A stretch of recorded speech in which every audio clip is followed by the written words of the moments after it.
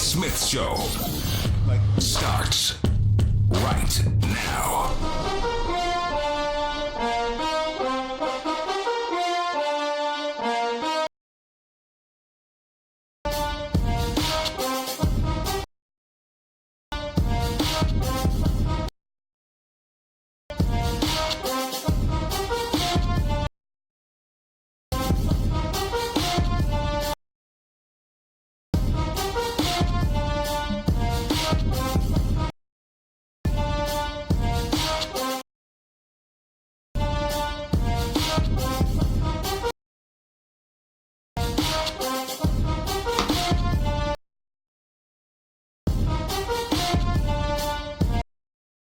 Please cut it off.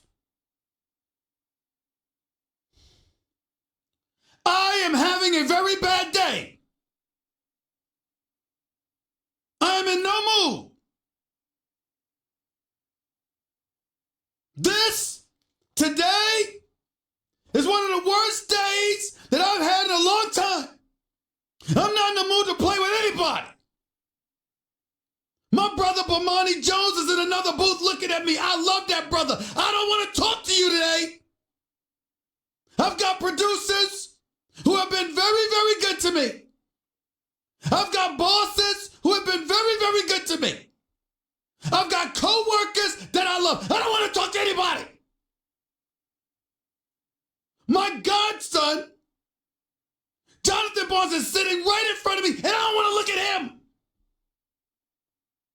I'm ticked off. I mean, this is just, and Sean Farnham on Get Up this morning with Mike Greenberg, him and his Benedict Arnold self, walking around having shows on television in the morning, acting like this is just a good day to just laugh. It's always a laugh with the New York Knicks for non-New York Knicks fans. I thought Mike Greenberg was a good man. I thought he was a person that didn't like to watch people suffer.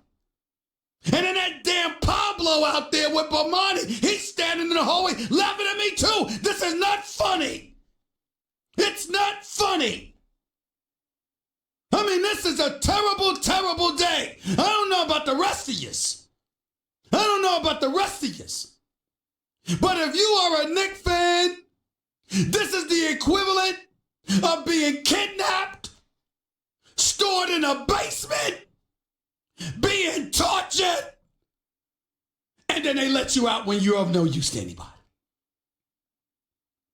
I mean, you just can't make this up. I'm telling you right now, I got an attitude with everybody. Every damn body. Even that damn Spike Lee, I heard he's in the Philippines. He's lucky he's not New York City. If you are not a Knicks fan, you make me sick. I don't like any of yous. Any of yous. Because today is a laughing day for all of yous. I mean, damn it. It never, ever, ever goes our way. And that damn Golick and Wingo on the radio show this morning, Trey Wingo, it's that Golick calling me up. We just want to make sure you're okay. You don't care. You can pretend all you want. You didn't care about me. Adrian Wojnarowski, our ultimate insider. You see that look of glee on his face? I know he's objective. I know he's just giving you out the information. But did he have to have that smile on his face, Nuno, when he was giving us the news about the New York Knicks? And that damn Mark Tatum, the deputy commissioner of the NBA, him too. I got an attitude with him too. Why the hell does he have to hold those cards? I bet you if somebody else was holding, I bet you if Adam Silver was the one announcing the picks, the Knicks would have had the number one overall pick. I'm blaming Tatum too. I mean, the Knicks can't catch a break to save their damn lives. Can't catch a break. All you gave us James Dolan all of these years. We can't win basketball games. We can't be relevant. Prior to this, last 20 years, it was the Patrick Ewing era, but Michael Jordan kept standing in his way, and Dave Checketts kept lying to us, making us believe we had a chance with Jordan when we knew good and damn well we never had a chance. Before that, you got the Trent Tuckers and Rory Sparrows of the world. Before that, you had Bernard King, or even during that. New York Knicks haven't won a title since 1973. I was 5 years old. 5. I'm 51 years old. It is 46 years and counting that the New York Knicks haven't won a title. And guess what, ladies and gentlemen? Had they gotten Zion Williamson via the #1 overall pick last night, it'd have felt like a title. But we couldn't even get that. I blame the Knicks organization too. What the hell you bring Patrick Ewing up there for? He's not Dave DeBusschere, God rest his soul. If you couldn't deliver us a championship against Jordan, why the hell should we believe you're going to deliver us ping pong balls? I got an attitude with everybody. Everybody. All of you make me sick. All of you. And that damn ESPN, yes, I'm talking about my own network. And I say this respectfully. You make me sick today. Why am I saying that? Because Nuno, you know what they did? The New York Knicks had a 50%, 60% chance of getting the #5 overall pick. Okay? So usually you go to commercial after the 6th pick to announce the final 5 picks. Did ESPN do that last night with Rachel Nichols? No! She didn't do it. She didn't do it. You know what they did with her? And that daggone Jay Billis, my brother, and Jay Williams there with his cheese steak, with his smile on his face, it's cheesing. Like they George Foreman. All of them was sitting up there laughing at us Knicks fans. Jay Williams, Jay Billis, one time they had 4 Dookies up there with Rachel. They had Jay Billis, Jay Williams, along with Zion and R.J. Barrett. Just laughing and cheesing. And so what happens? You sit up there and you go to commercial after the 5th pick, not before, after the 5th pick is announced. Because ladies and gentlemen, understand the magnitude of the moment. Once the 5th pick is announced and the New York Knicks got past that, the New York Knicks were in the Final Four and they had the Lakers up against them. Then along with that, New Orleans and Memphis. I'm sitting there like, oh my God, this is it. They're going to pull it off. They're going to pull it off. Oh, this is going to be so special. I'm on the turnpike. I pull over to the rest stop because the ESPN app is the bomb. And I'm watching the ESPN app. ESPN on the ESPN app. Television on my phone. And I watched it. And they went to #4, Nuno. And they said the Lakers are #4. I said, oh my God, they're going to do it. They're going to do it. Oh, this is special. Oh, this is what I've been waiting for right here. The final 3 picks are the New Orleans Pelicans, the Memphis Grizzlies, and the New York Knicks. Far be it for me to think that the NBA would be like, hey, I know we're a global iconic brand, but we only get bigger if New York gets large. Far be it for me to think that Zion Williamson in New York City would have been a mega attraction for the NBA. Far be it for me to not be worried about a Memphis squad that's lucky to have a team in its city that should be relocating to Seattle. Far be it for me for the New Orleans Pelicans that are run by football people, or at least once upon a time they were, and thinking that they're about to lose Anthony Davis. No. They could get a couple of picks. They could do something. Far be it for me not to be worried.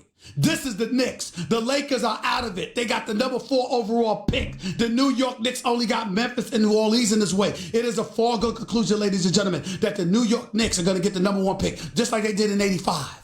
When they got Patrick Ewing, just like Cleveland did in 2003 when they got the homegrown product. Listen, LeBron from Akron, Ohio, y'all.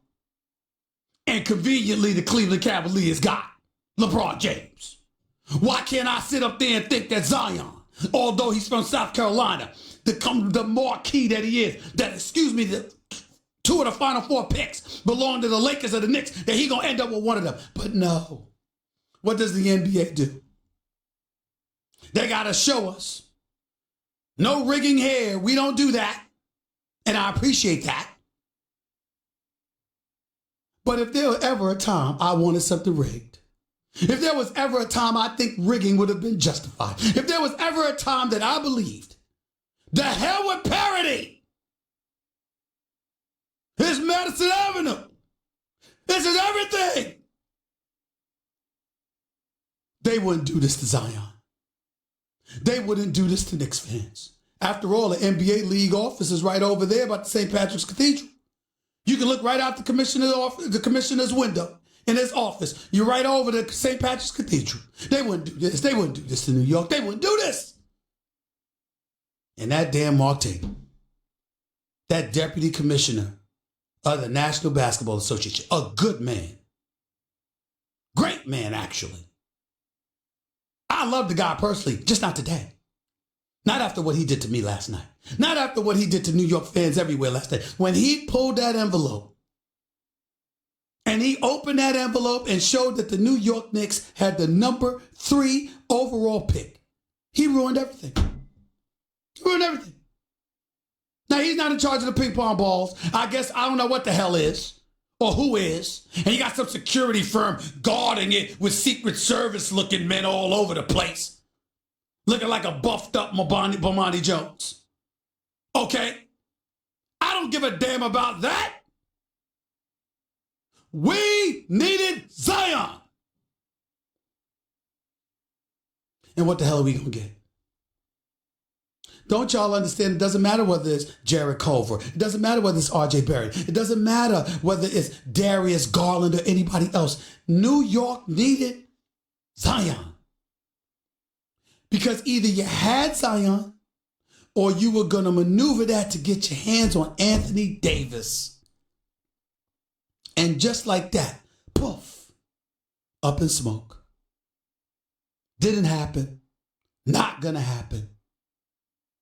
And we are left to sit here for the next month and a half praying beyond prayer that KD and Kyrie won't change their mind and that they'll end up coming to New York.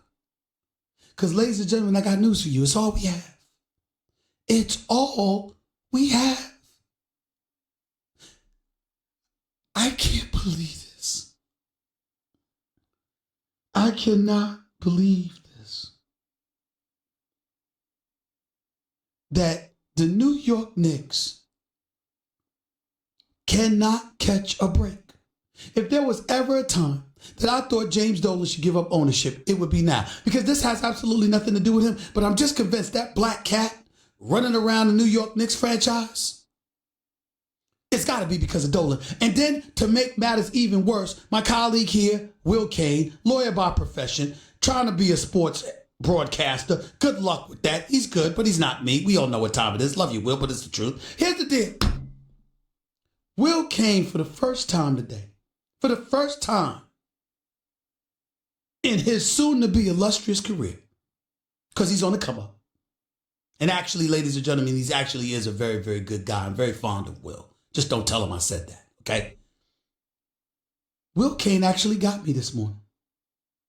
No Cowboy fan, the stinking, nauseating, disgusting fan base that is the Dallas Cowboys. Nobody has ever got me on this. But when I said the black cat, Will Kane came on television and said, that black cat that's been running around that franchise. And I said, damn, he got me. Even before he finished the sentence, what do I say about the Cowboys? The same thing that I was saying about the Knicks. The Cowboy fan actually caught me talking about the Knicks in the same breath. That's how low this day is. And it's just so sad. It's just so sad. Stephen A. Smith Show, ESPN Radio is presented by Progressive's Home Insurance. Get your quote at progressive.com today. Obviously, I was supposed to say it was time for Straight Talk, brought to you by Straight Talk Wireless, but I had other things on my mind 15 minutes ago. I have other things on my mind right now. I'm so furious because that's all we needed. See, if Zion was coming to New York, chances are those marquee guys that supposedly pledged to come to New York would be even more interested in coming to New York. Now, people might sit up there and debate and talk about, well, Zion might not have necessarily been the right fit, or his star as a rookie would have sort of stained them or taken away from them. Oh, please. First of all, Zion is a physical freak of nature. He's special. We get all that, but he's only still around 6'5". Let's see what he does on the next level. Let's see. This is not about how good of a player he is or is not going to be. This is not about any of that, or whether or not the Knicks can get something basketball-wise, which is why Sean Farnham, am I pronouncing his name right, Nuno? Because I don't want to mispronounce. Sean Farnham. And I'm just saying his name in a funny way because he got on my damn nerves this morning along with Greeny. But I love Sean. Sean does a great job for us. But he knows, he even admitted his wife told him he was a bit insensitive because he was insensitive to me. No compassion whatsoever. He's sitting there on the egg, Nuno, talking about how RJ Barrett, New York Knicks didn't lose last night. I mean, they're in a really, really good position. They got the number 3 overall pick. They can get RJ Barrett. Oh, shut up. Stop it. This is not the time for that. And for all you ladies out there, that's right. I'm going to go across genders here. Ain't no gender bias this way. I call the men out, I'm going to call you women out too. Let me tell y'all something right now. I'm going to be on these airwaves for the next hour and a half. And I demand, not request, I demand that you show me sensitivity. Ralph Tresvant once sang it from New Edition. You need a man with sensitivity. Well, damn it, you found one. It's me. Be sensitive today. Remind the man in your life. There's a time and a place for things. This ain't about whether or not the New York Knicks can end up finding a better player. This is about the fact that Zion is box office. You need box office sizzle. You need a reason for people to descend upon Madison Square Garden and to be excited about what's to come. And because that is not going to be the case, because the New York Knicks did not get the number 1 overall pick, we are stuck waiting for the next 6 weeks, hoping and praying beyond prayer that KD and Kyrie comes. Because here's the deal, Nuno. Has anybody taken an opportunity to imagine what we're going to feel like in 6 weeks? If we learn that KD and Kyrie have decided not to come after all? So you don't get Zion. You don't get KD and Kyrie. What do you have? Kevin Knox? Michael Robinson? Frank Ntilikina? And you draft RJ Barrett, Darius Garland, Jared Culver? Really? Not to poo-poo on any of those players because I think they're going to be any good. That they're going to be good. But that's not what this is about. How could the NBA allow this to happen? How could ESPN assist in all of this by going to commercial and teasing us? They went to commercial when we learned that the Knicks, the Lakers, the Grizzlies, and the Pelicans would have the top 4 picks in the draft. They went to commercial. They teased us like television networks do. But in this particular instance, it was cruel. Because the New York Knicks had a 14% chance to get the number 1 overall pick. The Pelicans were supposed to have a worse chance. The Grizzlies were supposed to have a worse chance. And they ended up moving up. And not only moving up in the draft, but they ended up moving up to get the top 2 picks in the NBA draft at the expense of the Knicks and the Lakers, the 2 largest markets in the United States of America. Ladies and gentlemen, I'm here to tell you this and tell you this right now. If there's any compromising of the ratings in the years to come for the NBA, this is the moment it happened. I know that in some people's eyes it already took a little dip because LeBron James went out west. So he wasn't on the East Coast. And obviously because of that, the ratings for the East Coast games weren't what they used to be. But let me tell you something right now. If you think it's a good thing for the league that Zion Williamson is in New Orleans, you should be drug tested. Zion Williamson said all the right things. But you could tell he didn't want to be there. He was looking forward to coming to New York. He wasn't looking forward to being there. It was one or two things. He was looking forward to coming to New York, or he was looking forward to being with LeBron in LA. John Morant, same thing. He wanted to be in Memphis.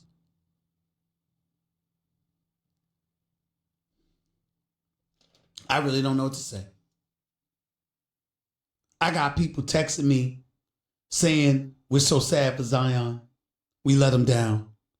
How could we let him land in New Orleans? I'm happy for Alvin Gentry. I think he's a hell of a coach. I'm happy for David Griffin, a man I respect and I genuinely like. And I think they've got the New Orleans Pelicans headed in the right direction. And I think from a basketball standpoint, they'll be just fine. David Griffin will know what to do. But let's just say for the sake of argument, Nuno, John, Jonathan,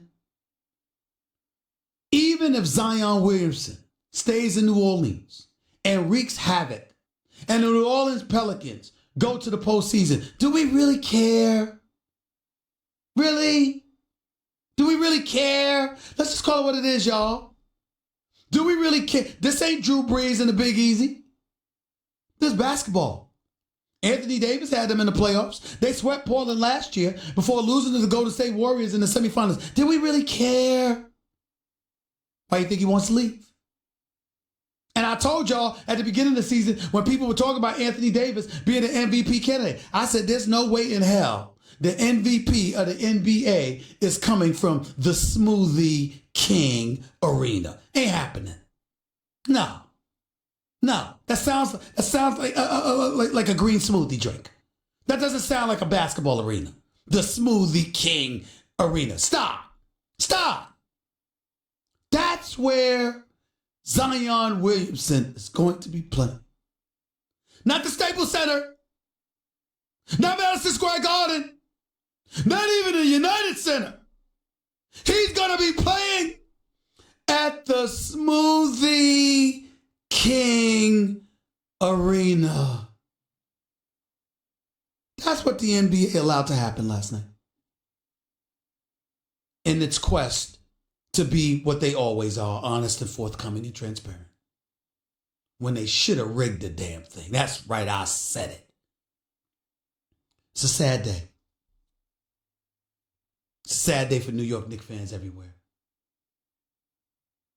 But here's the reality. No one else is crying for us. Because they never gave a damn about us in the first place. And we've just been reminded as to why that is.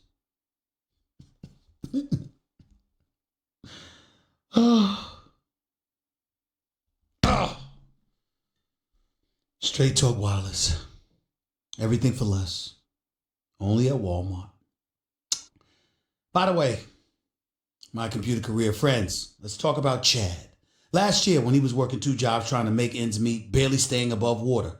In February, Chad started his information technology career, making more money doing something he loves. Don't love what you do? Go to mycomputercareer.edu and take the free career evaluation today. You can start your new life as an IT pro in as little as 4 months.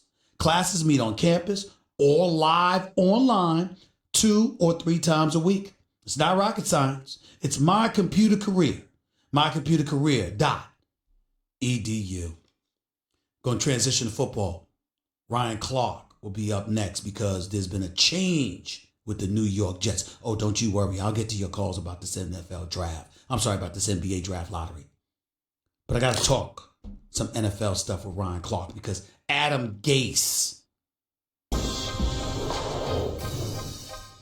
inducted into the Hall of Fame in 2008, was a fabulous player. We'll always love Patrick Ewing. Patrick Ewing never delivered me a championship. Why should I believe he's going to deliver me ping pong balls that's going to give me the number 1 overall pick? Somebody's got to say it. Why am I to believe that he's going to be able to deliver me ping pong balls when he couldn't deliver me a championship? Albeit because I would love to say it was because Jordan was standing in his way. But remember, so was Akeem Olajuwon. He had 2 years while Jordan was gone. Didn't happen. One, they lost to Houston in Game 7, courtesy of John Starks' 2 for 18 performance. But Olajuwon, Akeem the Dream, was something special against Patrick Ewing. And then we know what happened the next year with the finger roll against Indiana that bounced out. So let's be very, very clear. Let's be very, very clear. I love Patrick Ewing. But if this is an effort to believe that the spirit of Dave DeBusschere and that experience from 1985 is going to descend upon the Knicks organization now, I'm sorry, I'm not buying it. And I'll gladly admit that I'm wrong. Because I love Patrick Ewing. And I love the Knicks. But what am I supposed to believe? What is next? You're going to tell me that James Dolan is going to sit up there and just descend his grace upon us? Am I supposed to believe this? Huh? This is, look, man, I am suffering. It's hard to take. How many years? I'm talking to you as listeners of this radio show, as a native New Yorker, but I gotta admit, Jonathan, John Winthrop, I'm talking to God himself. I need prayer. I need my prayers answered for just once. Please, please, please. Just one time when it comes to these Knicks.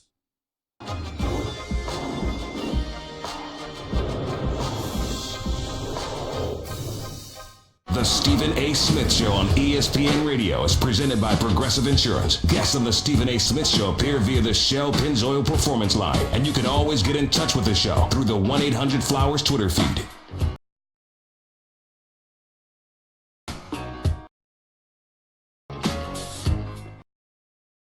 ESPN Radio recognizes National Military Appreciation Month, brought to you by the Naval Federal Credit Union. Proudly serving the armed forces, the DoD, veterans, and their families for over 80 years. Federally insured by the NCUA. Ladies and gentlemen, I'm going to make a transition. I'll get back to NBA draft lottery talk in just a few minutes, but I got to veer left for a few minutes because the National Football League had some news. The New York Jets have relinquished Mike McCanny, or they've relieved Mike McCagnon of his GM duties.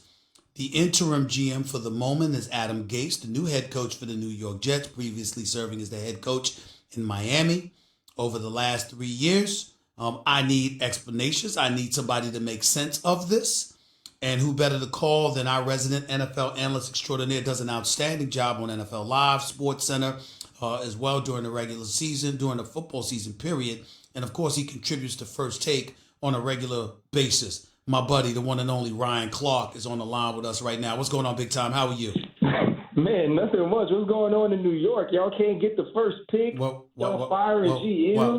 Why you rubbing it in, man? Why you rubbing it in? You're supposed to be my boy. You're supposed to be my boy, and you rubbing it in. I knew you were gonna go there. Man. You're a Louisiana native, former star at LSU, and you down there, brother. We got the first pick. It's a damn shame. Ryan Clark laughing at me about this. Let me get into the football stuff real quick. Ryan Clark, help me out for a second here. If you're the New York Jets, why does a team, it's one thing to fire your GM, but after the draft, what is this about? Why did this happen now? You know what? It's actually hard to explain, Stephen A., because not only do you fire him after the draft, you fire him after him hiring Adam Gase. Mm-hmm. A lot of times if you want that fresh start, you get a new GM. That GM gets an opportunity to bring in his own head coach, and you go to the draft that way. You've essentially let this GM, you let Mike McCagnon do everything that you want a GM to do in the offseason, and then you fire him? And honestly, Stephen A., let's look at some of the things that he has done. He was smart enough to understand when Jamal Adams drops to you at number 6, you take him no matter what else is on the board because he's the best player available. He really gets Sam Darnold, who going into the draft, and he had ranked and rated as the highest quarterback in the draft last year. And then you get Quentin Williams, who was another guy who was in talks about the best overall prospect in the draft. C.J. Mosley, Le'Veon Bell. I mean, Mike McCagnon has done an amazing job this offseason and actually in the past few years. So to fire him now makes absolutely no sense. And now you leave the Jets in a situation where Adam Gase, a guy who was actually fired and jettisoned out of the Miami Dolphins franchise, is now your acting GM. It's really puzzling to me, and it really looks like Christopher Johnson is kind of flailing at the wind, the team CEO, on what he wants to do. Well, that's one of the biggest reasons I called you is because I know that you have some history with Adam Gase, and when he got hired by the New York Jets, and I had questions, you came right on this radio show and sort of, just calmed the waters a little bit in terms of what I was feeling. He coached Miami for 3 years. He took him to the playoffs his first year, didn't get there the last 2. Obviously, Ryan Tannehill, along with a few other injuries, really obliterated their chances of making the postseason last year. But he didn't overwhelm me. He wasn't a guy I necessarily thought deserved a head coaching job with the Jets, but I didn't have a problem with it. But now that he's your interim GM until you hire somebody else, doesn't that reek of a situation where you're getting rid of McCagnon because you want the guy that he might, meaning Gase, may want up in there? That was actually my first thought when it happened, and especially making a head coach your interim GM. Usually you go with, the director of pro personnel, or you go with somebody who has actually been in the scouting office, someone who's actually made roster moves. And so to promote Adam Gase, a guy who we've never talked about having this type of power, a guy who we've never seen in this type of position. Here's what I'll say about it, Stephen A., though. This is the most quiet time for a GM, right? A lot of roster moves aren't being made. A lot of teams are full to capacity as far as who they're going to have in OTAs, who they're going to have for minicamp. So it's really a quiet time where you don't necessarily need a guy who has done that job.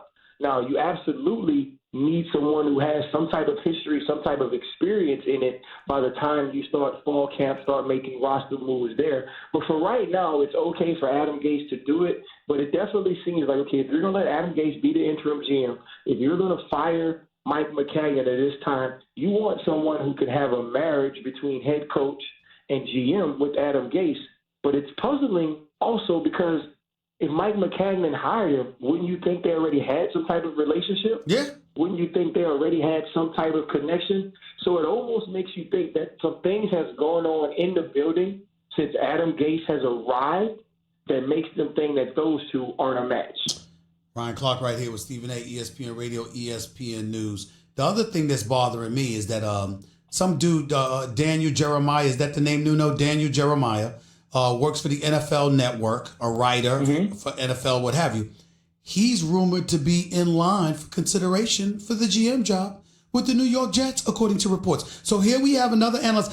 Hey, Ryan, I'm wondering when the hell you gonna get a call? How about Louis Riddick? How about Louis Riddick? How about me on the basketball side? Since we got pundits, commentators, or information dudes showing up on the air that are suddenly qualified for executive positions in the National Football League. Can you explain this new phenomenon with me? First it's Mike Mayock, now it's this guy.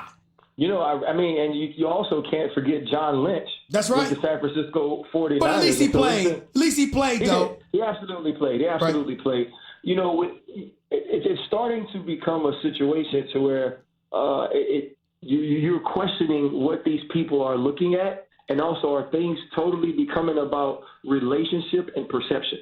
Right? When I say relationship, Stephen A., there's not going to be people that call you because there won't be people that look like you making those decisions. That's right. Right? There won't be people that call me because it's the same thing, but they have a comfort, a familiarity with these people. They feel that they can get them in the building and they can have like mindsets and like thoughts, so they bring them in. That's not going to happen for us, right? We don't have the right paint job for that. And so then when you look at a guy like Daniel Jeremiah, I think he's been fine, working for the NFL Network. Right. I actually think he does a good job. He does do a good job. I think he does a good job in his TV role. We've actually talked back and forth in messages about certain prospects. I think he's really smart. But does that say he's qualified to do that job? Well, the other thing, Ryan, that I'll throw out this with you, as a pundit, a commentator, and in my position, hosting a radio show, hosting a television show, being an insider in the past, etc. Okay, excuse me, when you hiring guys straight out of television, like the Mayox of the world, like the John Lynch, even though he played, but it was in the booth after, and if you're considering the Daniel Jeremiahs of the world, and I'm certainly not accusing any of those individuals of any wrongdoing, and it's not their fault that they're being considered, on Mayock's case, hired for these jobs. Please don't, it's not casting any aspersions on them. But if you're coming from the TV world into those positions, when you're disseminating information as a broadcaster or pundit on the airwaves, how did you go about the business of ingratiating yourself with these people to the point where they would think to hire you for an executive positions once they got head coaching jobs? You see where I'm going? Well, I think one, how it works. You know what I mean? You scratch my back, I scratch yours. And you definitely have to walk that line. Someone who does their job in the way that you do it, what I love about you is you have inside information, but you never give away your source, but you're very honest in critiquing everyone. That's right. Right? It's never a situation where anybody is above you saying, hey, I don't like what you've done here. This is not the way I would have gone about this, which is why people follow you, people watch you, because they know they're going to get the truth.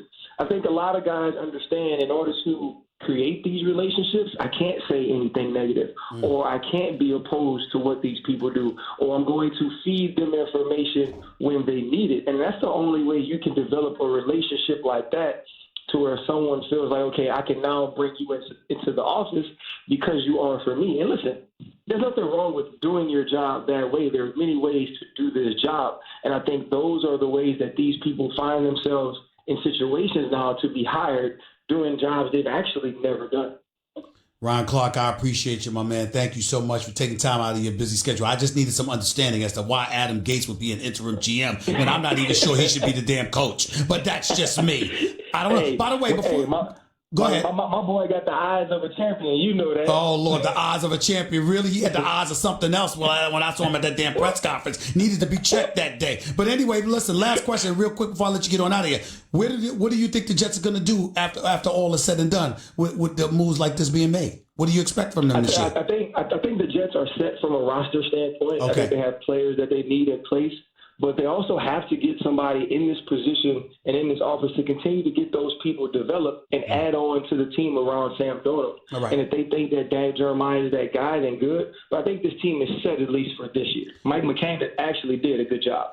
Ryan Clark, I appreciate you, man, but I really don't want to talk to you anymore because you're probably in Louisiana, and I'm not feeling good about that state right now. Not after they got Zion Williamson from me. I'm not feeling good about them right now. We're going to celebrate Zion for y'all, man. Whatever. Goodbye. Right. Ryan Clark, my brother, right here, ESPN Radio, ESPN News, 888-SAY-ESPN. That's 888-729-3776. You're listening live to Stephen A. Smith Show, ESPN Radio, ESPN News. By the way, people, I'm here to tell you about Zelle, a quick and easy way to send and receive money right from your banking app. Not sure what to get someone for their birthday, graduation, or housewarming? Send them money with Zelle. Even with Clay, it's probably dumb to speak in absolutes because free agency is a crazy game unto itself.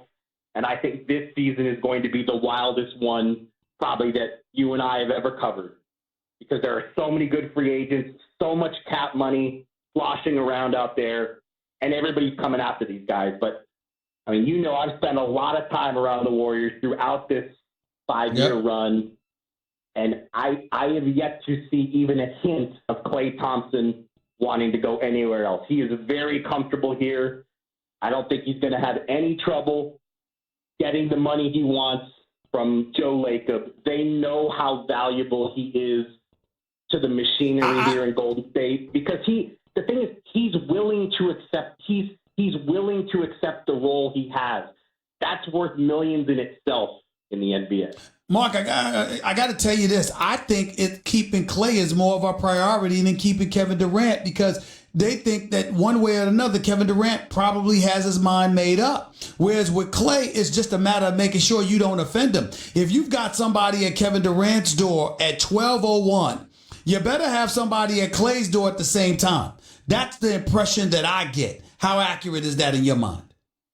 I agree. And I think the way the Warriors see it is Kevin Durant's going to make his own decision, and there's really nothing more that they can do. I mean, they can offer him the most money. They can offer him the best path to championships, more championships. They're moving into the new building in San Francisco, very close to where Durant has been living. So they know they can't do any more. If Kevin Durant decides he wants to play somewhere else, hey, it's his life. It's his choice. And I think the Warriors have been bracing for that now because they kind of had to live it last year as well. So they know that. Klay Thompson leaving would be such a shock to the system here. I don't even have words for it. I mean, you can't even. He is such a part of the furniture with the Warriors. It's not even conceivable to me. I can't. I really can't imagine him in another uniform. I can't.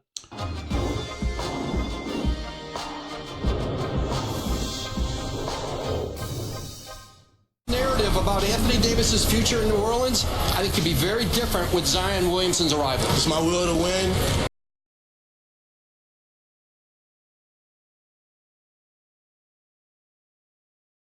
A. Smith Show on ESPN Radio is presented by Progressive Insurance. Guests on the Stephen A. Smith Show appear via the Shell Pennzoil Performance Line, and you can always get in touch with the show through the 1-800-Flowers Twitter feed.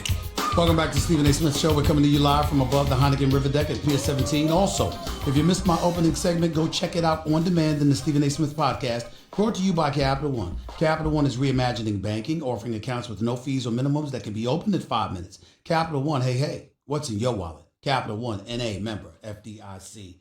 Let's go to Karen. You're live with Stephen A. Real quick, Karen. We only got a minute. Go ahead. Good afternoon, Stephen A. Initially, I kind of called to gloat, but I felt so bad after your rant. I'll save that for another day. You have a wonderful day. Thank you so much, Karen. See, that's love right there. That makes me feel so good. You could have rubbed it in. You know you could, but you showed compassion to me. See, this is a beautiful thing. I mean, not only does Stephen A. love the kids, because he sure does, but there's ladies out there that are sports fans that call into this show. Do you have to understand the magnitude of what Karen just did? Ladies and gentlemen, I have nothing. I have nowhere to go. I had to let Will Kane get the best of me today. I had nothing to say because that black cat running around, that franchise, it doesn't just apply to the Cowboys anymore. It applies to the Knicks, which Will Kane pointed out. But Karen in Manhattan, God bless her wonderful soul, was kind enough to call up and say, even though I want to get on you and I was calling the gloat, I'm going to let it go. Love you, girl. Don't even know you, but I love you. Hour number 2 up next. Frank Isola for The Athletic. Don't touch that dial. Starts right now.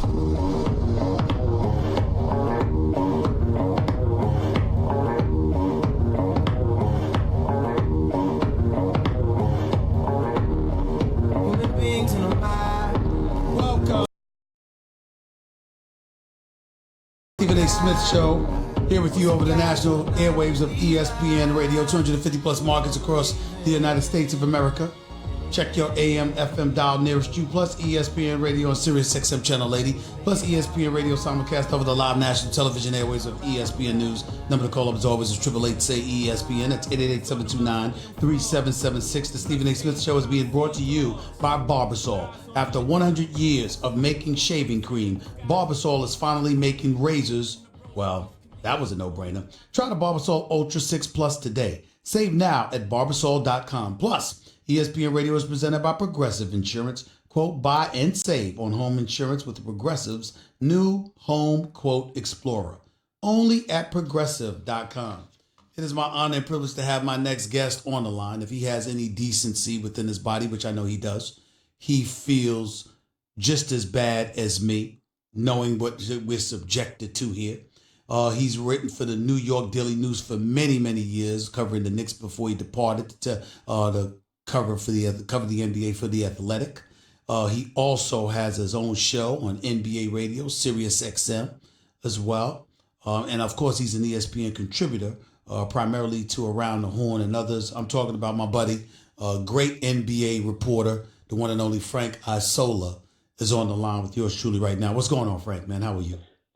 Stephen A., the king of South Street, the legend from Queens, the stud in New Jersey. You got everything covered in the New York metropolitan area and nationwide, too. You know what? I wish I did, but I can't say that today because if I had everything covered, I would have made sure the ping pong balls fell in the New York Knicks' favor and they wouldn't lose out to the New Orleans Pelicans or the Memphis Grizzlies, and they would have got Zion Williamson. Could you put into perspective how New Yorkers are feeling right now and how you think they should feel in light of not landing the number one overall pick in this draft? Well, I think they're despondent. And I remember talking to Patrick Ewing yesterday morning. I said, Patrick, why are you doing this? If they don't get the number one pick, people are going to identify you with it. But as you know, Steve, this was like the wrong year for the lottery to be revised. If it could have been revised starting next season, the Knicks would have been in a much better position. That would have given them a 25% chance of getting the top overall pick. Mm-hmm. Yesterday, they only had a 14% chance. And I'm like you. I heard what you said before on First Take. When they went to commercial break and the Knicks were definitely in the top four, and I'm thinking, well, hang on a second. If New Orleans is in the top four, Memphis and the Lakers, the Knicks must have the pick because they had the best chance of getting the number one pick. And then you hear Lakers and you're like, uh-oh, it's going to be the Knicks. And then, of course, the next one was the Knicks. Here's the thing with the draft lottery. You always have to be careful of, getting too crazy about where you pick. A lot of times it's who you pick. And as you know, Kawhi Leonard, Giannis Antetokounmpo, they'll be in the Eastern Conference Finals tonight. Those guys were drafted 15th overall. So the Knicks are going to have an opportunity to select a very good player. It's now up to them to take that good player. And as you know, if we know it's not going to be Zion, but depending on who goes before them, it could be John Moran, it could be R.J. Barrett. One of the things that I'm worried about here, Frank Isola, and I was looking at it from this perspective, even though the Knicks, because I spoke to them this morning, vehemently refute any notion that they were going to trade the number one overall pick if they had acquired it in an effort to acquire Anthony Davis. I'm of the mindset these are the New York Knicks. You never know. If you've got that number one overall pick, you know what? You've set yourself up nicely because you can get in Anthony Davis. If there's any truth to KD and Kyrie coming to town, who knows what kind of deal you could ultimately end up pulling off if you've got that asset available to you. But now that Zion is not going to be the number one overall pick and nobody has his value, obviously, in this NBA draft that's coming up, I'm of the mindset we're back to hoping and praying, beyond hoping and praying, that KD and Kyrie come to New York because it's all we've got right now. How do you look at the landscape, Frank? I agree with you. And I do think whatever people say today, that could obviously change between now and the draft, that first week after the draft and right around free agency. So, of course, no one's going to want to tip their hand. I do think this, though. You could draft Zion. If you got the number one pick, I think the fans, the people in the organization on the business side, media people, we have not really seen a guy enter the league like this, maybe since LeBron James, but not a lot of people had gotten to see LeBron. We had heard about him. We saw him on the cover of Sports Illustrated. He was a couple of his high school games were on ESPN, but we've seen Zion Williamson. The ratings for Duke this season were off the charts. He was like must-see TV. So I just think whoever gets the number, whoever would have gotten the number one pick, in this case, New Orleans, I just find it hard to believe that anybody would have traded him. Meanwhile, for the Knicks, and I think you're right. Obviously, they're still in play for guys like Kevin Durant and also for Kyrie Irving. But now you look at the roster. The roster was 17 and 65. It's going to get better if you had Kevin Durant and Kyrie Irving. But Kevin Durant would be leaving out, the best roster in the NBA, and Kyrie Irving would be leaving one of the best rosters in the NBA to come to the Knicks. So there'll still be work to be done, and we know how it works with high picks. Everyone gets excited about them, and then the season starts, and you're like, you know what? The kid's only 20 years old. He's only 21. It takes time. And it's the same thing what kind of the Lakers are going through right now. Where LeBron is in his career, he's at a much different timetable than what the younger Lakers are. And that's what makes it kind of an awkward fit. And that's why for the Knicks, they got to be careful. You got to make sure you get two of those guys. Because in LA, they only got one. So it's LeBron, who is in a win-now mode, surrounded by guys who are still maturing as players, as people, getting used to the league. So those timetables haven't exactly meshed quite yet. And if I were the Knicks, That's the one thing I would be concerned about. But to your point, if you're getting two of those guys, it's a little bit different. What are we to feel about the New York Knicks at this particular juncture since Steve Mills and Scott Perry are in charge? James Dolan is still running the franchise. He's still the boss. Yeah. He's still the individual that cuts the checks. You've covered this team for over 17 years. Your publication, the New York Daily News, has its history with the New York Knicks. You're no longer a part of that publication, but you still know all the ins and outs. I would ask you, what are we to expect from the Knicks with this hierarchy in place compared to what we've seen from the Knicks in recent memory?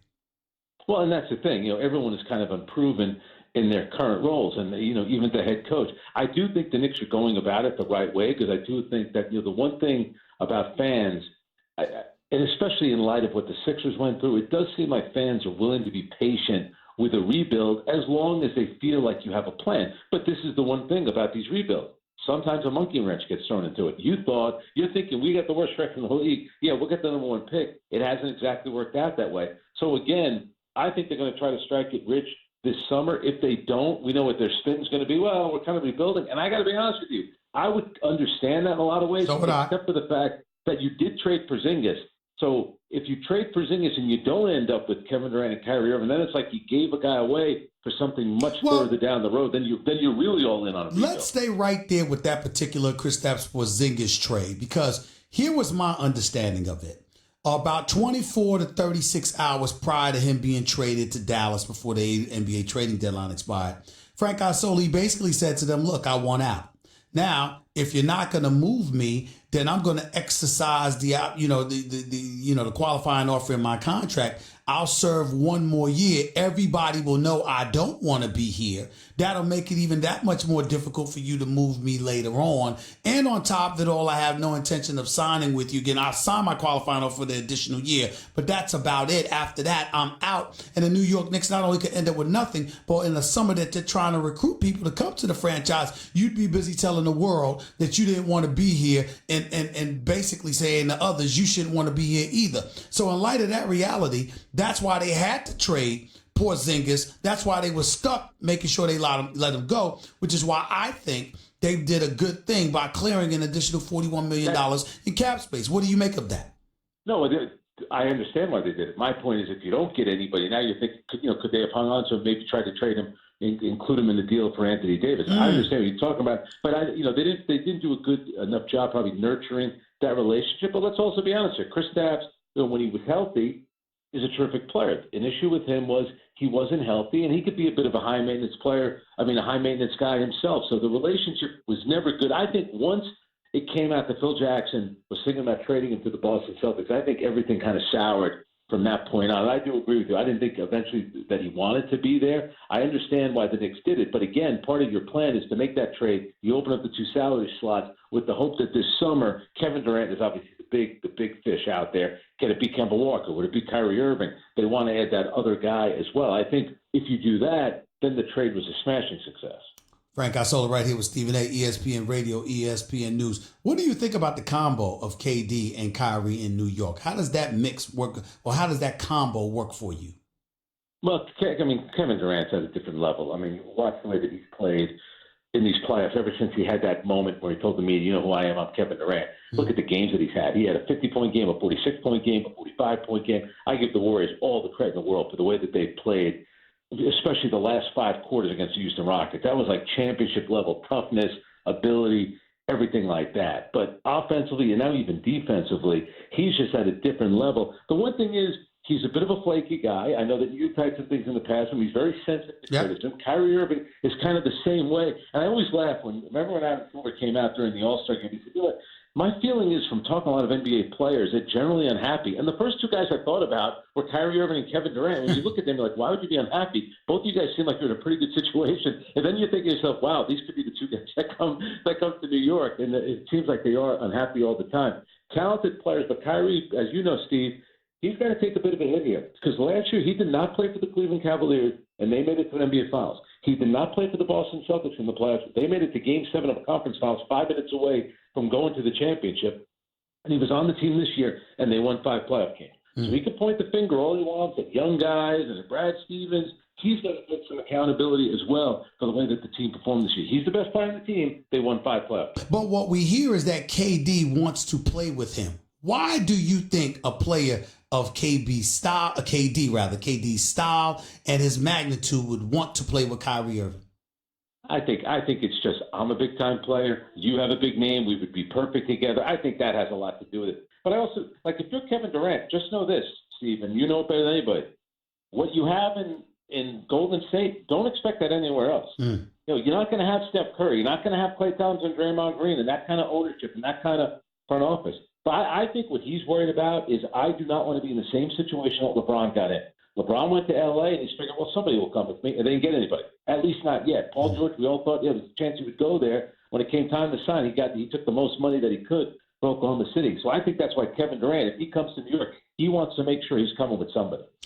Frank Isola right here with Stephen A., ESPN Radio, ESPN News. What do you think of Kawhi Leonard and how he's looked in this playoffs and what his free agent options are going to be? He's another guy. He's very unpredictable. He's a flaky guy. I think it helps him in a lot of ways on the court. He doesn't show a lot of emotion. You know, with that game on Sunday where nobody else wanted to shoot, and you know Kawhi Leonard's not the kind of guy who wants to take 39 shots in the game, but he said, the heck with it. Nobody wants to shoot. I'll carry us through. And he obviously hit a lucky shot, but he was tremendous. I think he can go to the finals. And I don't know if he's going to stay in Toronto. Toronto's a great city, one of the best sports towns in North America. Well, it's one of the great towns. It's one of the great towns, period. Let's just call it what it is. Very few things diverse. Are more special than Toronto. Yep, very diverse. It's an international city, very sophisticated city, got a lot of culture up there. But who knows what he wants? He's hard to predict. I don't think we ever thought that someone of that stature, being a Finals MVP, would want to leave the San Antonio Spurs. We weren't used to that. That never happened with David Robinson, Duncan, even though he talked to Orlando more than, 15 years ago. Manu Ginobili, Tony Parker in his prime didn't leave San Antonio. So that part, the fact that he was willing to leave there, to me, all bets are off the table. You can't tell me at this point, Steve, and we've seen a lot of crazy things happen over the past couple of years with all the moves that LeBron has made and what Kevin Durant did. You can't tell me at this point you're going to be surprised if he leaves or he stays. I just think it's that up in the air, and he's that unpredictable. Who do you think has the best chance to end up with LeBron James in L.A.?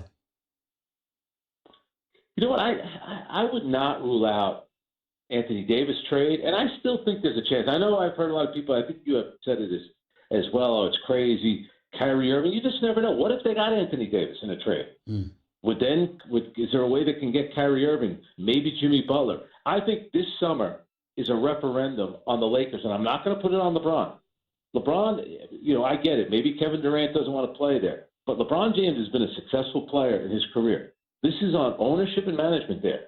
And none of, with all due respect to all of them, in their current roles, they haven't accomplished anything yet. I know what LeBron James could do. LeBron James is a great player. You bring LeBron James in, you better go out and get another person. And I had a lot more confidence with maybe Magic Johnson was involved in the day-to-day, but the free agency stuff, if I'm the Lakers, I get him involved somehow, some way. Try to get him to talk to some of these guys and recruit. It's interesting that you bring up Magic because I saw Magic praising the Lakers, Kyle Kuzma, Lucky Charm jacket, and all of this other stuff, getting them the 4th overall pick in the NBA draft. But if I am a Laker fan, how much do you care or how do you absorb any words of encouragement from Magic Johnson right now, considering the fact that he just walked away from the Lakers as president of basketball operations? And what are we to think about what's been transpiring with the Lakers in regards to Jeannie Buss, Linda Rambis, Kurt Rambis, Rob Pelinka? What do you make of that whole situation? Well, but my thing is, I didn't like what Magic did, but then as time has gone on and we've seen and some of these stories have come out, it sounds like it was pretty dysfunctional. I understand LeBron being upset, but it's also LeBron. It's not like he's ever given anybody a heads up when he has left. Right. What I thought was weird about it, Steve, was when they were going out to meet with Monty Williams. And according to reports, it was Jeannie Buss, Jesse Buss, Joey Buss, Linda Rambis, Kurt Rambis, Tim Harris, the COO, and also Rob Pelinka. And I'm thinking to myself, is Pat Riley, Masai Ujiri, Danny Ainge, bringing 6 different people? Buford, are they doing that? Come on. No. I mean, Monty Williams has been in the San Antonio Spurs organization. He played for Pat Riley. He's played for Larry Brown. You don't think when Monty Williams sees like a boatload of people showing up, he's thinking to himself, what is going on here? You know that LeBron must be thinking that. LeBron's at a different stage of his career, but there's got to be a part of him that must be thinking, I wish these guys would lean on me a little bit more because I kind of know what's going on here. Do you think that LeBron James' conspicuous silence as it pertains to who the new coach of the Lakers was going to be, now is, in Frank Vogel, Jason Kidd, lead assistant, all of this other stuff, the fact that he has been so silent and sort of let things be, I think it potentially makes the Lakers less appealing in terms of prospects' willingness to join LeBron James in LA, because he doesn't seem to really have a strong voice over what the organization does. What are your thoughts about that? You know, when the Knicks decided not to bring back Mike Woodson, and we talked to Carmelo Anthony about it, and Carmelo Anthony, his voice cracked a little bit because he had a lot of success under Mike Woodson. And I think Carmelo Anthony also knew that the reputation was people think that I'm a coach killer. So Mike Woodson being removed as coach, people are going to think that I had something to do with it. And I think LeBron James, he knows what people think about him, that he runs everything. And I think he's thinking, I'm not going to get blamed for this if this goes wrong. If this is what you guys want to do, go right ahead. But I'm of the belief, LeBron James at 34 years old, he's on your team. If you don't look at him as a partner, you're making a big mistake. Then you might as well trade him, because he's got like 2 very good years left in him. We already saw him suffer a major injury this season. He needs to be your partner. And if you want Tyronn Lue to be the coach, make Tyronn Lue the coach. Now, people are going to say, you can't do that. That's unfair. You can't turn the organization over to him. It's LeBron James, and it's a different stage of his career. This is nothing you didn't know before you signed him. Once you sign him, you have to know what you're getting yourself into. And I'm of the belief that Jeannie Buss, and I think that Phil Jackson is somewhere in the background, probably as an advisor. Kurt Rambis, Linda Rambis, they're thinking, we're the Lakers. We do things our way. You're not going to run the team. But we'll make a concession. We'll let Jason Kidd be the assistant coach. So to me, they're halfway in with LeBron James. I think that's the wrong way to do it. Either be all the way in or think about trading him, because I don't think it's going to work out this way. I think it's a big mistake that they're making. If you were to trade LeBron James, what do you think would be the ideal landing spot for him? I mean, I don't think Houston could get him, but they're kind of in that same. That's my selection. It would be Houston. I don't think they could get him, but that would. Yeah. But hey, listen, here's the thing, Frank. They offered 4 first-round picks for Jimmy Butler. That's fair, and I think Daryl Morey. The one thing to Daryl Morey's credit, Daryl Morey is always thinking about winning a championship. And my thing about the Rockets, I was very disappointed with what happened in Game 5 and the way that they played in Game 6. To me, that was a golden opportunity. I'm not ready to say their window was completely closed. And if you went out and got LeBron, it'd certainly be a different story. So I could see the Houston Rockets trying to make a play for it. And if you were the Lakers, you got the 4th pick now. Why not explore trading LeBron? Maybe you have all these younger players. Maybe just think to yourself, we get it. Maybe we need to reboot again. Well, let me say this. Let me say this before you continue. Number one, even though he doesn't have a no trade clause, and the Lakers, he doesn't have a no trade clause, so the Lakers can trade him. He does have a 15% trade kicker. You know how that works. Yeah. And so as a result of that, and with the Lakers and their financial issues, that might be a reason as well that they wouldn't. Let me ask you this: do you think now he's there, and he has every right? He's a free agent. He's accomplished a lot in his career. He's thinking about his post-playing career.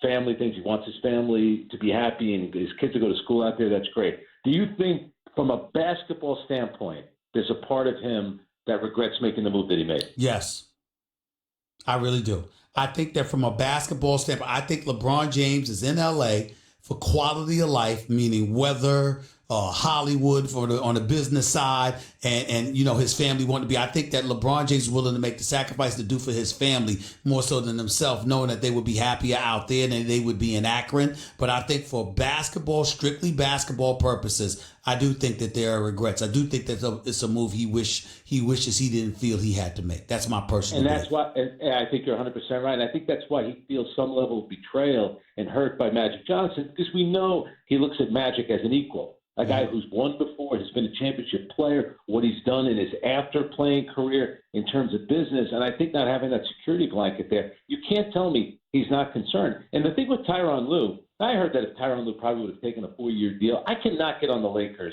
for only giving the 3-year deal. You know what? It's a lot of money, 3 years deal. Why do I have to give you a 5-year deal? I don't agree with telling him who to hire as an assistant coach. I think that, they did that to Derek Fisher in New York, and that was with Kurt Rambis and Phil Jackson. And let me tell you something. Derek Fisher, I know people laugh and everything. Derek Fisher did a very good job in New York. And he had the respect of the players, but there were some issues on that coaching staff and still made him hire some guys. That never works out. It just doesn't. But I shouldn't say it never does. Most of the time it does. Let's call it like it is, Frank Isola. You know me. We all know that the players respected Derek Fisher. I have nothing against Kurt Rambis. I think he's a good man. He's knowledgeable about basketball. But those players didn't have that same level of respect for Kurt Rambis. You and I both know that. Am I correct? No, 100%. Derek had a lot of respect in that locker room, and he was trying to do things his own way. But, Kurt Rambis was pushing the triangle, which was coming through Phil. Phil Jackson trying to coach the team from the 10th row at Madison Square Garden. That wasn't going to work. You know what? If you want to coach the team, get on the bench and do it yourself, and you take all those losses. So with that being said, circling back to the New York Knicks, because that's where we jump-started this conversation. They don't have Zion. Knowing the Knicks the way that you do, what's the ideal thing for them to do from this point forward? I would try to get I'm going to keep the number 3 pick, and I'm going to try to get – hopefully it'll be R.J. Barrett. I have a funny feeling he might have a big – the one thing about John Moran, he's small. I heard him on an interview say he bench presses 145. Frank, I saw his bench pressing 45, Stephen A. I need my point guard to be bench pressing. He's a young kid. He's still going to get stronger. I understand he's done some special things. But I think, remember, coming into the college basketball season, everyone had R.J. Barrett projected as the number 1 overall pick. So I think a lot will depend on who Memphis takes at number 2. You can get a good player at 3, and the Knicks have been talking rebuild. So here you go. What about Darius Garland out of Vanderbilt? Yes, he looks, when you watch him play, he looks tremendous. Doesn't always scare you, though. Name me the Vanderbilt guy that struck it big in the NBA. That's true. But Steph Curry did come from Davidson. You never know what you find. But, it's like when it's drafting guys from Stanford and Texas A&M in the NBA, a lot of times they don't work out for whatever reason. I got you. DeAndre Jordan.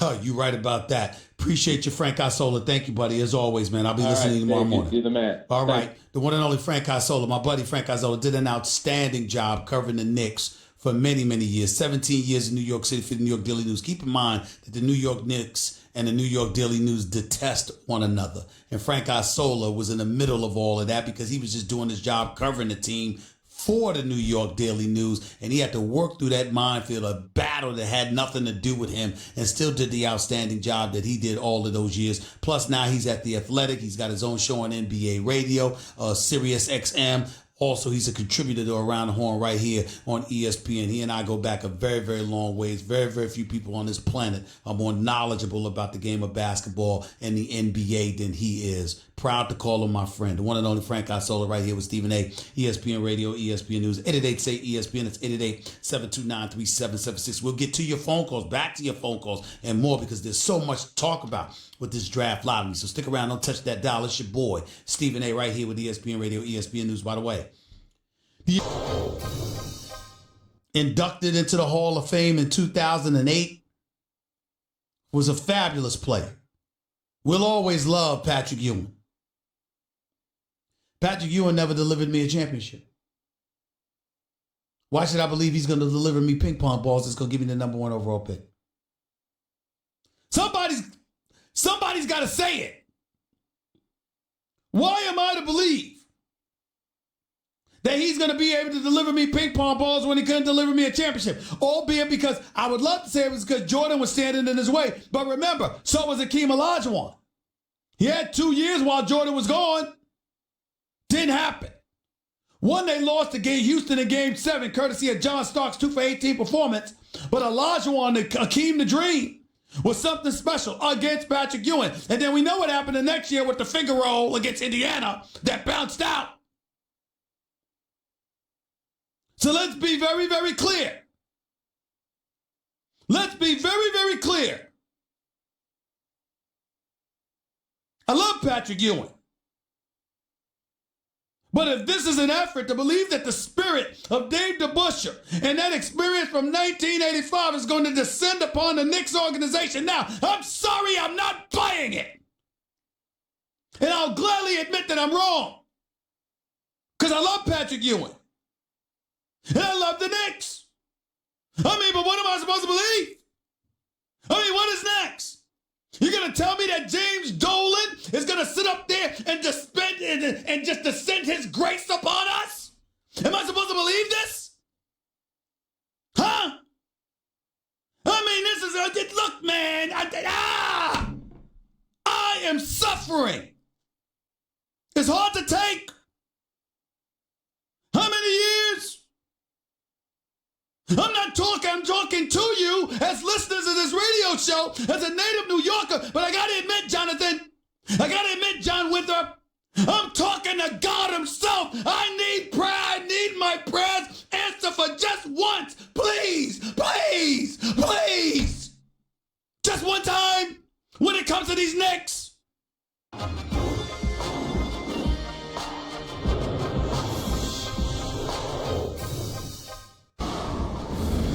The number one pick goes to the New Orleans Pelicans. You had AD, and you didn't surround him with the type of talent that can win a championship. So now you get another generational talent. What are you going to do with it? The Stephen A. Smith Show on ESPN Radio is presented by Progressive Insurance. Guests on the Stephen A. Smith Show appear via the Shell Pennzoil Performance Line, and you can always get in touch with the show through the 1-800-Flowers Twitter feed. Get triple action protection for optimal engine performance with Shell V-Power Nitro plus premium gasoline. Plus, you know what never goes out of style? Surprising a friend or loved one with buy one, get one free multicolored rose bouquets for $29.99 from 1-800-Flowers.com. To order, go to 1-800-Flowers.com/ESPN. Let's go to the phone to 888-SAY-ESPN. Let's go to Tony. You're live with Stephen A. What's up? To Stephen A. Smith, I usually start off with "Cómo estás?" But I'm ¿Cómo estás? 38-year-old New York Knicks fan hurting today, my brother. But there has to be a silver lining for us somewhere, right? Mm-hmm. All right, check me out. Let me ask you: Is it typical that a talent like Zion Williamson at this point still doesn't have an agent? Does that usually happen with people coming out of college? I mean, is there any chance that he might pull an Elway, take control of the narrative? Or... You know what? I will say this. Interesting question. I doubt it, but I will say this. Last night, he seemed really, really excited and then deflated once New Orleans had the first overall pick. And rather, when everybody and their mother knows he's going to be the number one overall pick, rather than own that, accept it, and speak, what he said to Rachel Nichols, if I remember correctly, or somebody, I don't know whether it was Rachel Nichols, Maria Taylor, or whomever, he said, it's a lot to soak in. I don't know where I'm going to be. So I don't know what that means, but I can't rule anything out because I don't know the kid. Got you. And you know what? I've also heard, maybe packaging up a deal with, the third pick and, whatever we have as far as pieces. Hey, look, team up Barrett again with Williamson. Let us get AD.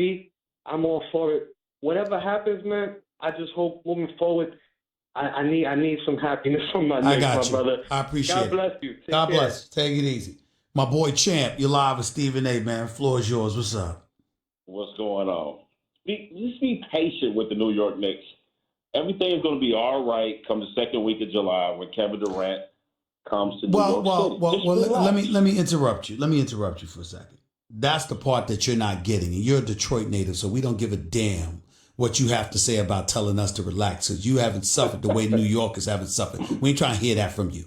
Here's what you're not. Hold on, I know that. Here's what you're missing, champ. Of course, everything will be fine once KD and Kyrie arrived. The problem is the New York Knicks, particularly under the Dolan era, has been so consistent in delivering misery to the New York Knicks fan base that the belief is it wasn't just about not getting Zion. It's about whatever's positive that you can look at and assume that things are going to flow in a positive direction.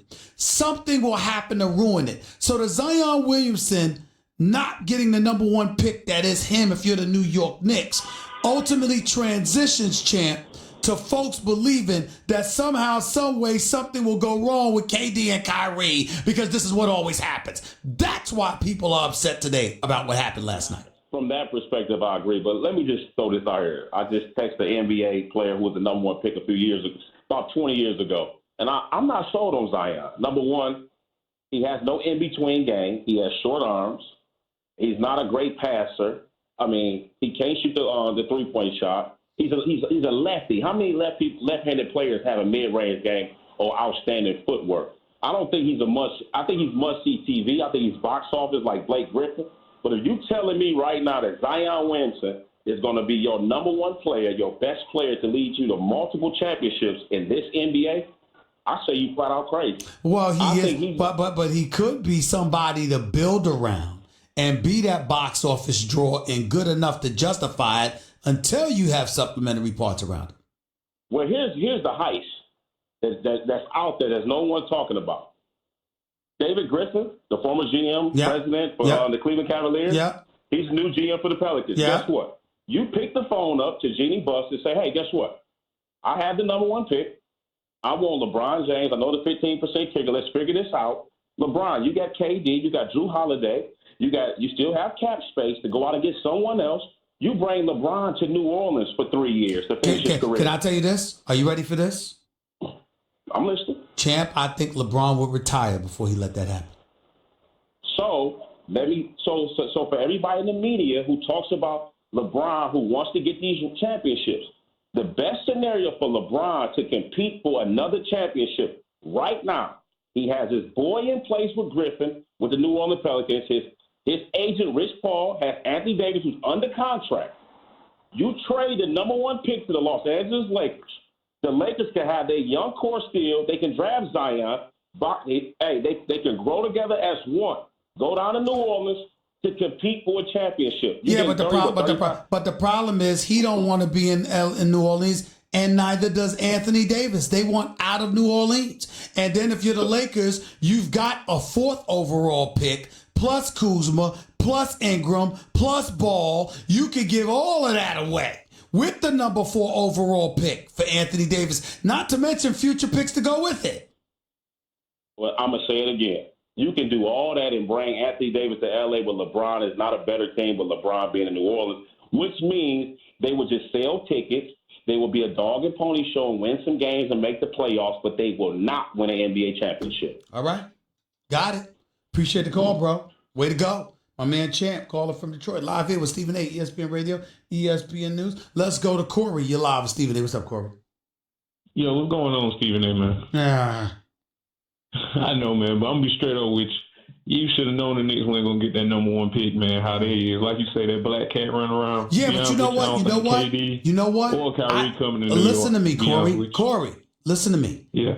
I thought that they were going to end up getting like the 5th pick. Like, it wasn't until the 5th pick was announced and the New York Knicks wasn't that 5th pick, and we learned they were a top 4 pick before ESPN went to commercial break. That was the only time I thought that they had it. They tried to sell it. I know. They tried to sell it, but everybody fell for it. And they did it to one of their own colleagues. They did it to me.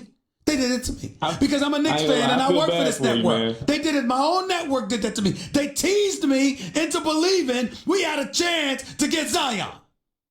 That's what they did to me, Corey. But y'all don't need Zion. Like the last call just said, man, to be honest with you, I don't think he that good either. And I'm from South Carolina.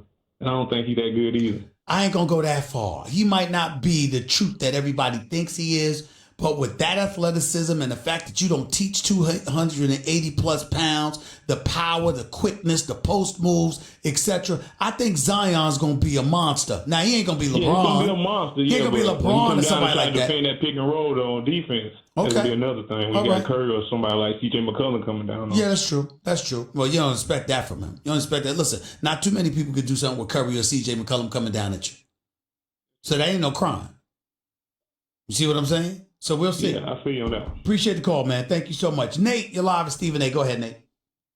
Stephen A., man, be happy for your Knicks because I'm telling you that is the greatest thing that happened to him. Now, I want you to remember, I'm the one that informed you that LeBron did not have a no trade clause. You did. Please respect what I'm saying, okay? No. You reminded me of that. Absolutely. Now I'm going to let you know this. The biggest reason why the Pelicans get the number one spot is great for the Knicks because guess what? The Pelicans will not let Anthony Davis play with LeBron James as long as they can control it. But LeBron James would not go to New Orleans, but he'd go to New York. And that right there got the business going. That's all I want to let you know. Stop! You can't just talk. Let me ask you a question. Okay. How would LeBron... You talk about LeBron and AD or just LeBron in New York? Just LeBron in New York. All right. How would LeBron get to New York from the Lakers? To the Pelicans. The Pelicans would not send AD to the Lakers with LeBron. Listen to what I'm saying to you. And then also, too, do you remember the Lakers get the number 4 pick, right? Man, you're going to get a dial tone. I'm trying to show you respect by asking you a damn question. Don't keep talking when I'm trying to ask you a question. Are you talking about LeBron James going to New York instead of KD and Kyrie? No, I'm talking about for the trades with these picks. So in other words, you think the Lakers would trade LeBron to New York? I'm asking you for what? What are you getting in return? Picks. Well, this is what I want to point out with the Lakers. The Lakers should show that they're not really all the way in with LeBron. All right. They definitely for the future. You know what? You know what? I need you to do me a favor. Take a deep breath, hang up, and call me back tomorrow so you can learn to answer my questions when I ask you. Have a nice day. 888-SAY-ESPN. It's 888-729-3776. I can't stand when people do that. You call up here, you make a suggestion. I'm asking you a question and giving you every opportunity to answer. And you won't answer the damn question. Answer the question. You called up and presented it. Answer it. So call back tomorrow, Nate, and I'll put you on and have a damn answer. It ain't the Nate in Chicago show. It's the Stephen A. Smith show. Be ready to answer my damn question. I told y'all I ain't in the mood today. I am not in a very good mood.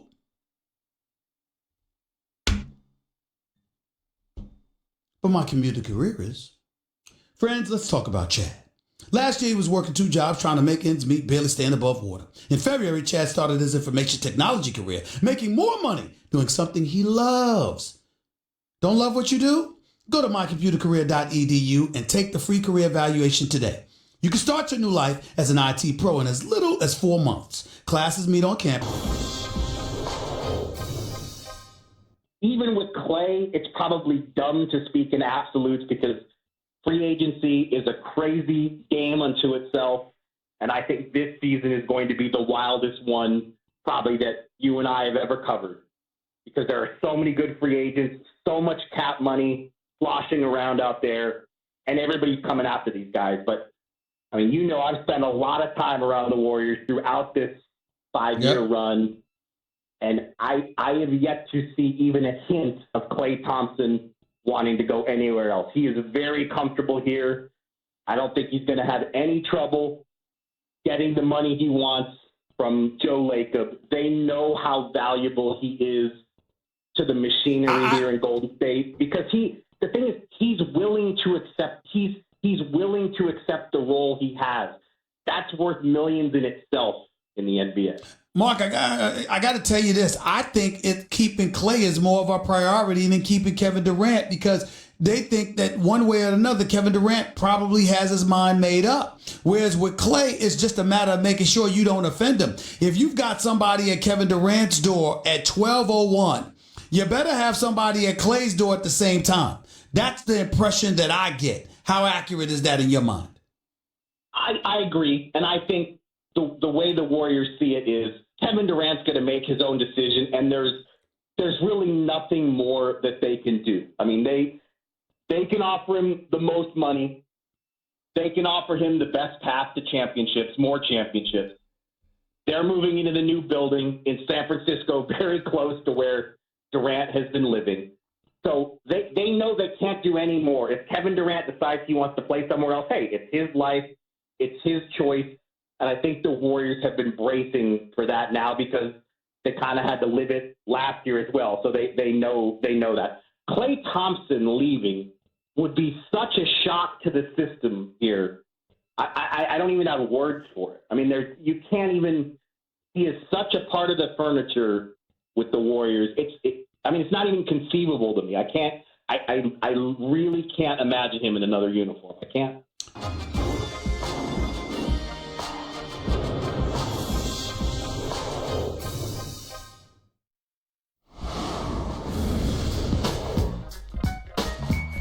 The Stephen A. Smith Show on ESPN Radio is presented by Progressive Insurance. Guests on the Stephen A. Smith Show appear via the Shell Pennzoil Performance Line, and you can always get in touch with the show through the 1-800-Flowers Twitter feed. the show today, go check it out on demand in the Stephen A. Smith podcast, brought to you by Capital One. Capital One is reimagining banking, offering accounts with no fees or minimums that can be opened in 5 minutes. Capital One, hey, what's in your wallet? Capital One N.A. Member FDIC. Let's go to Bobby real quick. You're live with Stephen A. Real quick, Bobby, go. Hey, Stephen A., I know you're in a bad mood today, but I think that the Knicks will still trade the third pick, get Davis. New Orleans will get the third pick, team up Zion with his partner, and people will come play with Davis like Durant or Kyrie. Are you a Knicks fan?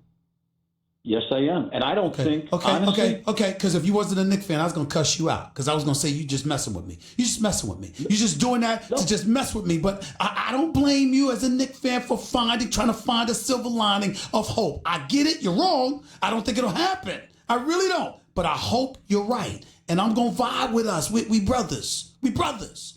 Knicks fans, we're brothers in misery right now. So I'm going to ride with you, Bob. I'm going to ride with you about the possibilities. Okay? And I'll tell you why. You got 10 seconds. He don't want to trade Davis to L.A. He don't want to give him to in the same conference, and he don't want to give the Lakers. I got a better reason for you. You know what that better reason for you is? What? If Anthony Davis had to choose between New York and L.A., I'm told he would want New York, not L.A. Hold on to that one. I'll be back in 22 hours. Until then, I got a race to Milwaukee. Peace and love, everybody. Talk to you. Hey, what's up? It's Will Kane. Coming up right after Stephen A. Smith.